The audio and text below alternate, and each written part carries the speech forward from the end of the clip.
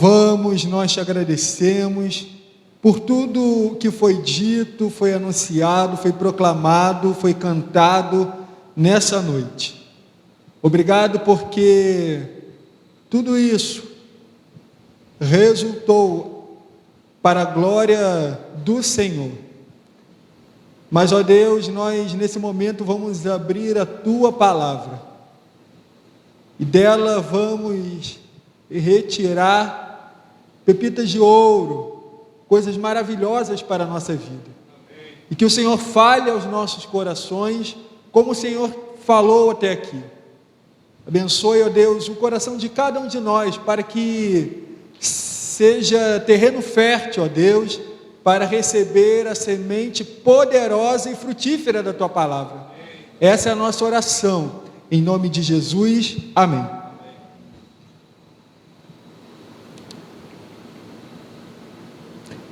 Meus irmãos, hoje é uma noite muito especial, onde nós estamos conhecendo os irmãos, conhecendo essa igreja, e onde já nos apegamos, porque o sonho de mãe, o grupo da Cristolândia se apega fácil às pessoas. Então, pastor, desde já, nós queremos dizer para o irmão, para essa igreja, que essa igreja é a nossa igreja.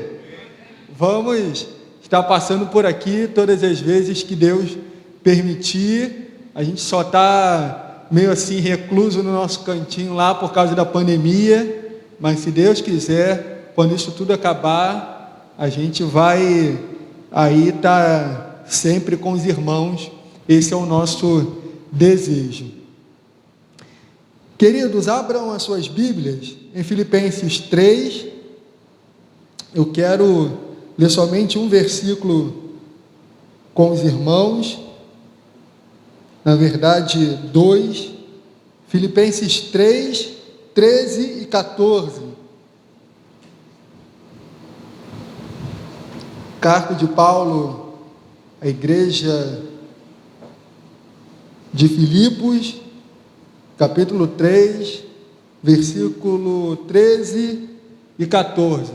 Quem puder, quem quiser, pode ficar de pé, que nós leremos a palavra de Deus. E diz assim a minha versão: irmãos, não penso que eu mesmo já tenha alcançado, mas uma coisa faço, esquecendo-me das coisas que ficaram para trás e avançando para as que estão adiante, eu faço o quê?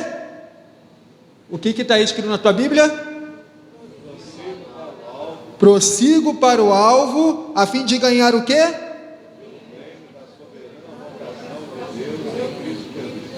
O prêmio do chamado celestial de Deus em Cristo Jesus. Amém. Podem se assentar. Queria conversar um pouquinho com você sobre esse nosso chamado, sobre esse chamado para corrermos a corrida da vida cristã. E como o texto nos diz, né? Esquecendo-me das coisas que para trás ficam e avançando para a questão diante de mim. O que nos impede ou tem impedido algumas pessoas de correrem ou permanecer na corrida da vida cristã? E é isso que eu quero pensar um pouquinho com você. Se Paulo estivesse escrevendo esse texto na nossa época, creio eu que ele usaria a linguagem técnica do futebol, usaria a linguagem técnica de uma modalidade esportiva do nosso tempo. Mas como ele estava muito envolvido com a cultura grega e da sua época, ele então escreveu para nós na linguagem dele, e ele destacou a corrida da vida cristã, e aplicou isso, melhor dizendo, na vida cristã. E quando a gente corre uma corrida, ou alguém, né, um profissional corre uma corrida, ele tem que se preparar. Então ele não vai para a corrida de qualquer jeito.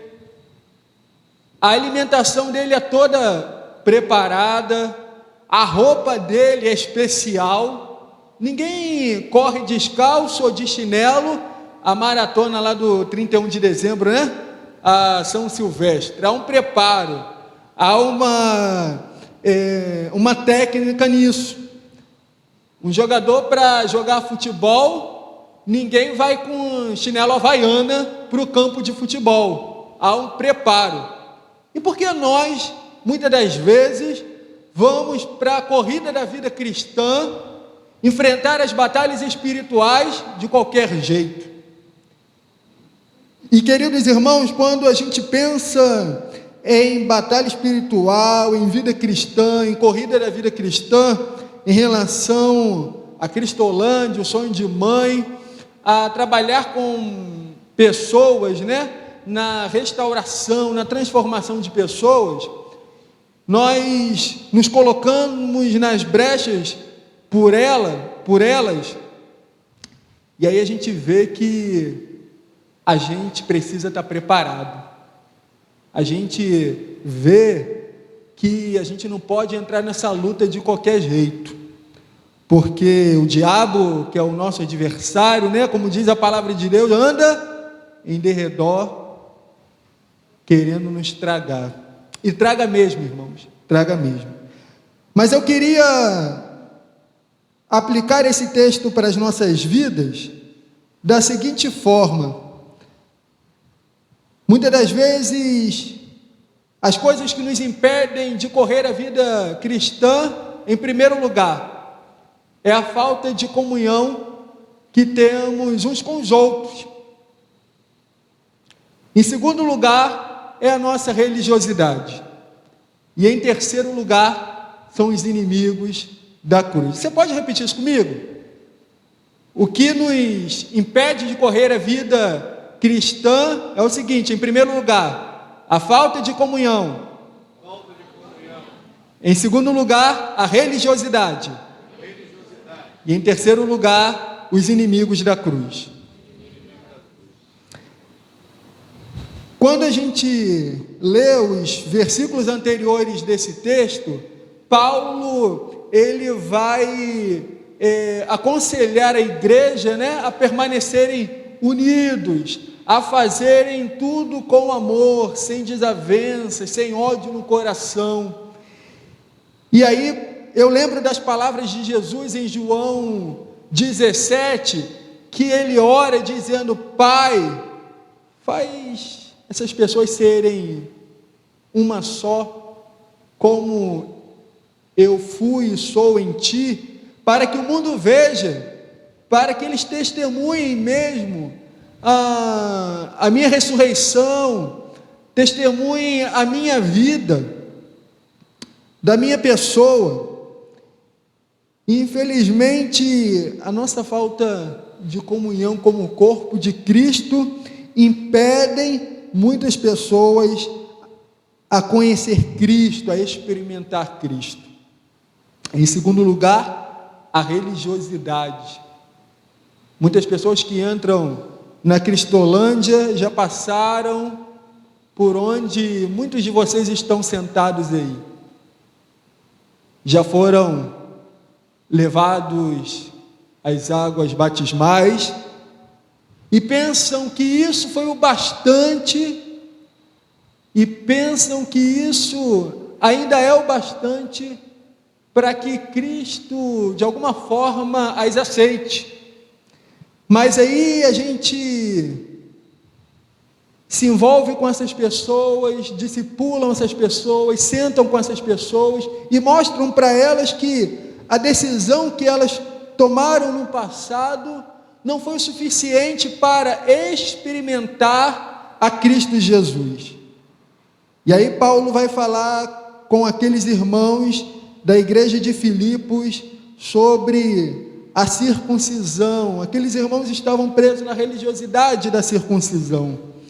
E Paulo vai falar o seguinte, que ele foi circuncidado no 8º dia, ele foi levado à circuncisão, mas a verdadeira circuncisão no coração, quando a gente faz essa operação esse rasgo de operar o nosso coração e agora a nossa vida ser transformada por Cristo Jesus. Infelizmente, a gente se envolve com o que diz respeito às coisas eclesiásticas e perde o foco do alvo, que é Jesus Cristo. Perde o foco da missão, perde o foco das coisas espirituais. E em terceiro lugar, texto bíblico, lá no versículo 18 do mesmo texto, vai falar dos inimigos da cruz que já estão condenados. Eu me lembro de uma história de um rapaz que passou por nós, pela Cristolândia masculina, que foi criado na igreja, se envolveu com pessoas da criminalidade, e ele foi buscar tratamento lá na unidade masculina, e passou por lá por um bom tempo.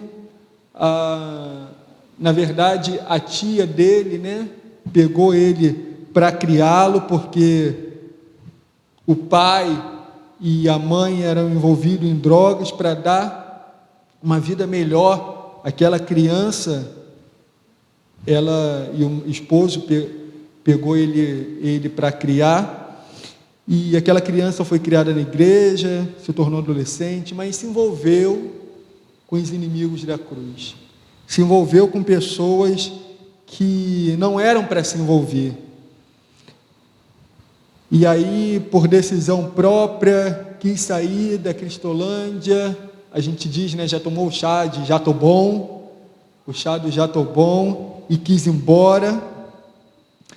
E aí estava devendo, né, para o tráfico. O tráfico foi buscá-lo em sua casa e levou ele para um lugar desconhecido, e alguns dias depois, alguns daqueles traficantes voltaram, bateram na porta daquela mãe e avisaram: olha, matamos o seu filho, despachamos o corpo e você nunca mais vai vê-lo, nem ter oportunidade de enterrá-lo. E aquela mãe chora até hoje amargamente a dor da perda do seu filho, porque não pôde enterrá-lo, não pôde se despedir pela última vez. E aí, os inimigos da cruz têm tirado muita gente do alvo, que é Jesus Cristo. Muitos jovens e adolescentes, muitas senhores e senhoras, com as coisas enganosas que somente Ele tem e sabe como dizer, soprar nos nossos ouvidos para nos tirar do foco. E muitas pessoas se desviaram desse caminho, se perderam na corrida da vida cristã, ou caíram pelo caminho e estão lá derrotadas, deprimidas. E nós, como igreja, devemos fazer com que essas pessoas permaneçam no caminho ou continuem correndo a vida da vida cristã. E você é um braço estendido. Você é uma pessoa que é ferramenta de Deus para ajudar tais pessoas que estão nessa condição. E o meu desafio para você, queridos, nessa noite é esse: seja ferramenta de Deus na vida de alguém, na vida de alguém que perdeu a direção, perdeu o alvo da vida cristã e precisa ser reabilitada, né, nessa corrida, precisa se reajustar, nós ajudarmos a essa pessoa a novamente colocar todos os aparatos para que ela possa correr a vida cristã dignamente. E essa igreja é uma parceira nossa, uma parceira dessas pessoas que, como algumas de quem nós falamos, das quais de quem estavam aqui nessa noite e daquelas que passaram por nós, os irmãos são parceiros, são ferramentas de Deus na vida dessas mulheres, na vida dessas famílias que servem para a restauração. E queridos, nós como Cristolândia, como unidade Sonho de Mãe, nós não estamos somente bem intencionados no bem-estar dessas famílias, mas estamos preocupados com a transformação de cada uma delas e que elas nunca percam o foco em Jesus Cristo. Na unidade masculina, na unidade feminina, a pessoa que se reabilita, ela volta para casa e tem que se readaptar, tem que matar um leão por dia, tem que ser crente no meio de um contexto muito difícil. Mas Deus tem dado oportunidade a nós, nesse tempo ali no Sonho de Mãe, de restaurar, reestruturar e ser ferramenta de transformação para famílias, onde a mãe chega ali, aprende da palavra de Deus, a filha, o filho chega ali e é lançado a semente do Evangelho, e essas pessoas voltam para casa e ali somam forças para evangelizar a família, para viver a vida em família, uma nova vida, novos sonhos, novas realizações, como cantamos aqui essa noite. E eu convido a você para ser essa ferramenta de Deus na vida dessas pessoas.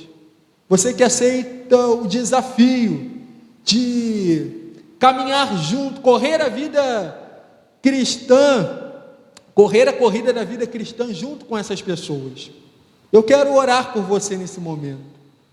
Eu quero desejosamente incitar o seu coração, fazer com que o seu coração ferva aí de amor, de paixão por essas vidas, pela vida dessas mulheres, pela vida dessas crianças, pela vida dessas famílias, para ajudá-las a caminhar olhando e persistindo no alvo que é Jesus Cristo, deixando de olhar as coisas que ficaram para trás e focar os olhos em Jesus.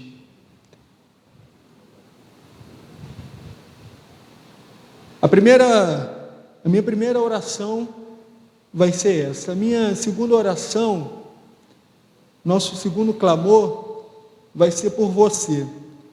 Você que está enfrentando algum tipo de situação na sua casa, no seu lar, algum ente querido seu está com problema com o uso de drogas, o uso excessivo de drogas. Deus pode restaurar a sua família, Deus pode restaurar os seus sonhos, a sua casa.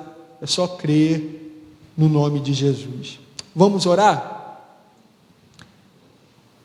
Pai, em nome de Jesus, eu quero desafiar, ó Deus, pedir ao Senhor para que encha de amor, de compaixão, de graça o coração dos nossos irmãos aqui, como eu sei que o Senhor já tem enchido pelo testemunho do Carlos e da Juliana, para ser ferramentas do Senhor para a vida dessas mulheres, para a vida dessas crianças, dessas famílias do Sonho de Mãe e tantas outras que estão situadas aqui na vizinhança. Ó Deus, que nós tenhamos a consciência e saibamos caminhar juntos estendendo os braços, estendendo as mãos, para que essas pessoas mais fracas na fé, mais imaturas acerca das coisas espirituais, possam crescer, possam amadurecer, não possam nunca, ó Deus, retroceder, pois a tua palavra diz: quem as colocou nas suas próprias mãos foi o Senhor, e delas ninguém as tira. Por isso, Senhor, te louvamos, porque sabemos e temos a certeza que estamos acolhidos e recolhidos nas tuas poderosas e santas mãos, que nem mesmo qualquer desavença, qualquer falta de comunhão, a religiosidade, os inimigos da cruz não vão nos impedir de tirar o nosso olhar do autor e consumador da nossa fé. Pai, em nome de Jesus, também quero te pedir, Senhor, se há alguém aqui aflito com uma pessoa que ama tanto, também com o uso abusivo e excessivo de drogas, que a tua boa mão, ó Deus, possa pairar sobre essa casa, sobre essa família, e dar a libertação necessária, para que juntos corramos a corrida da vida cristã. E ó Deus, nessa corrida não há perdedor, não há vencedor, mas, ó Deus, que nos lancemos no final dessa corrida nos teus braços de amor, e assim ganharemos a coroa da vida eterna. Ó Deus, não queremos ver os nossos perdidos, não queremos ver os nossos desagarrados dos teus braços de amor, mas queremos chegar no final dessa corrida e olhar ao redor e ver quão grande obra nós fizemos por intermédio do Senhor, de ganhar a nossa família para Jesus, de servir como instrumento de transformação na vida das pessoas. Essa é a nossa oração, Jesus, certos de que não podemos nada, mas contigo podemos fazer todas as coisas. Essa é a nossa oração, em nome de Jesus, amém.